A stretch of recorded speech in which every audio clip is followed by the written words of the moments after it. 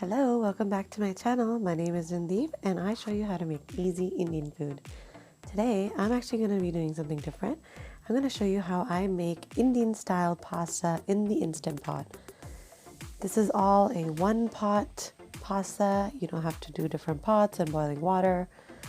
And you don't even have to use all the veggies that I use. We're just going to chop up everything that we have left over, anything that's about to go bad, and stick it into the Instant Pot and let it pressure cook.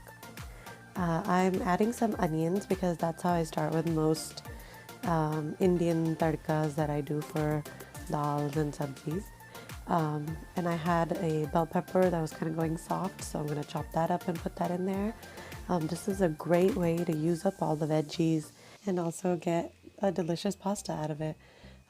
So in addition to these two veggies that I chopped up, I'm going to be adding my frozen garlic and ginger chunks. Like I mentioned in some of my previous videos, I like to grate and grind up my ginger and garlic and freeze them in silicone ice cube trays, and then I just store them in the freezer in a Ziploc bag, which makes it so simple and easy to just throw them in there into any of the dishes that I'm making. So in the Instant Pot, I added a little bit of ghee. You can use olive oil or any other oil of your choice. I added some caraway seeds and cumin seeds for that Indian touch, of course. And then I added my ingredients so far that I have put together, which is my frozen ginger and garlic cubes and my onions and bell pepper. So I just throw that in there. This is the whole recipe is you just throw things in there. And I recommend that you prep these as you go so that way you're not wasting any time just prepping.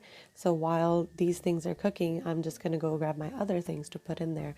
So next I'm adding my chopped celery. What I like to do whenever I bring home groceries, I like to wash and chop anything that I know that is going to be more difficult for me to use, and just so that I don't waste it. If it's ready to go, I'm more likely to throw it into different dishes that I make.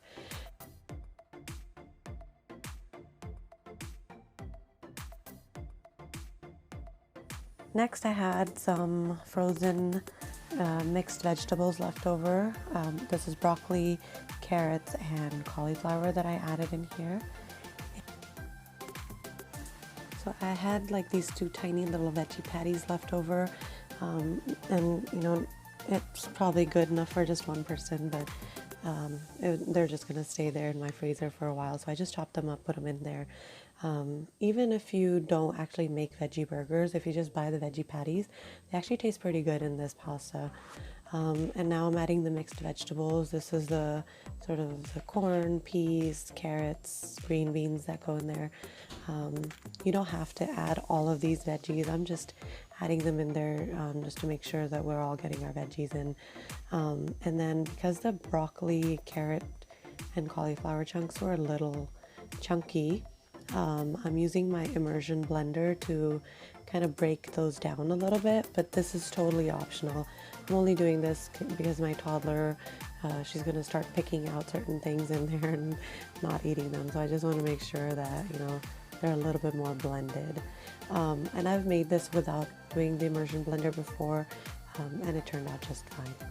Alright, so I'm just kind of mixing it as I go along, and also remember to scrape the bottom so that nothing gets stuck to the bottom while you're adding all of your ingredients in there. Before the Instant Pot, I would have made this sort of vegetable part of the sauce separately in a frying pan while my pasta was boiling away in a separate pot. But making it all together in one pot, it's so much easier and less messy. So I'm adding about 4 teaspoons of salt, a little bit of turmeric powder, red chili powder, and some garam masala. I'm not adding too much salt or too much chili powder because my toddler is also going to eat this. I'll mix it all together, and you can definitely leave out any of these spices if you don't have any of them at home. But otherwise, adding them, it doesn't change the taste of the pasta too much, but it just gives it a little bit of an extra sort of flavor or a layer of flavor that you normally wouldn't expect in the pasta. So next, you just add your favorite pasta sauce, and this is about 2 cups of pasta sauce that I added. And at this point, I'm just going to add a little bit of water just so that everything can start mixing together, but we're going to add a lot more water later on. I used a 500 gram or a 17.6 ounce packet of pasta.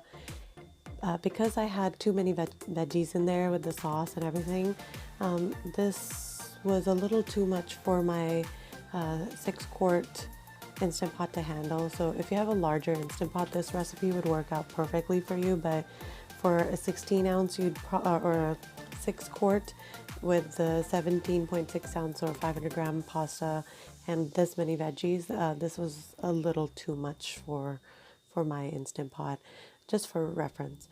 So I filled up the water all the way to the max line, because in the past when I tried this recipe in my Instant Pot, it usually gave me a burn notice. So I figured maybe I just needed to add more water and making sure that I'm mixing everything together so that nothing sticks to the bottom. But the burn notice came on this time too. So I think I figured out what the problem was.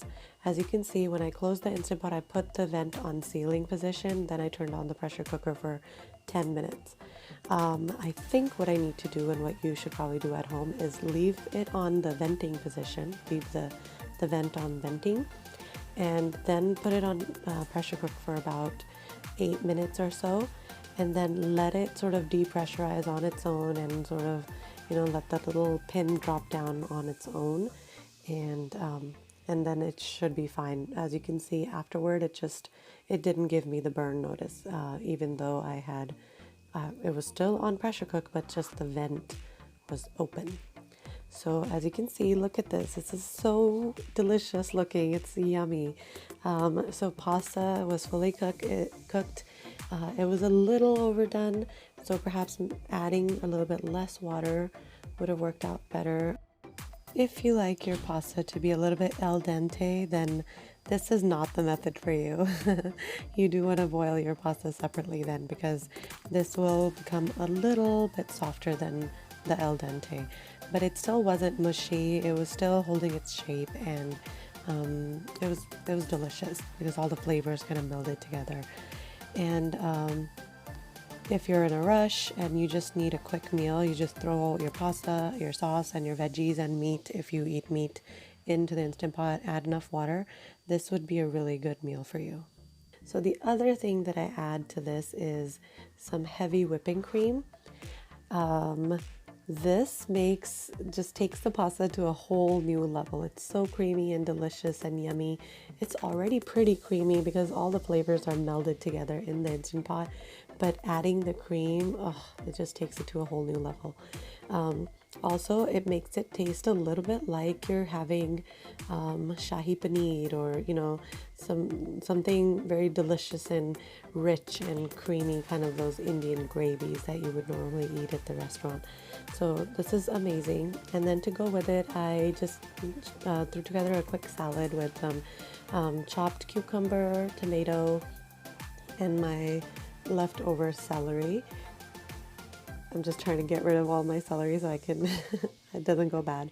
I added a little bit of chaat masala to this and a little bit of garam masala, just to kind of give it a more flavor and Indian touch, and a pinch of salt.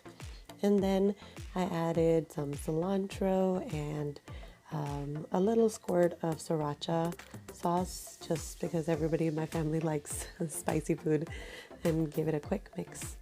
This salad went with the pasta really well, and everything turned out so delicious. This is such a quick meal. You just throw in everything that you have. You don't even have to use any of the spices that I used. You can use your own favorite spices. But overall, this was delicious and creamy, and I hope you give it a try.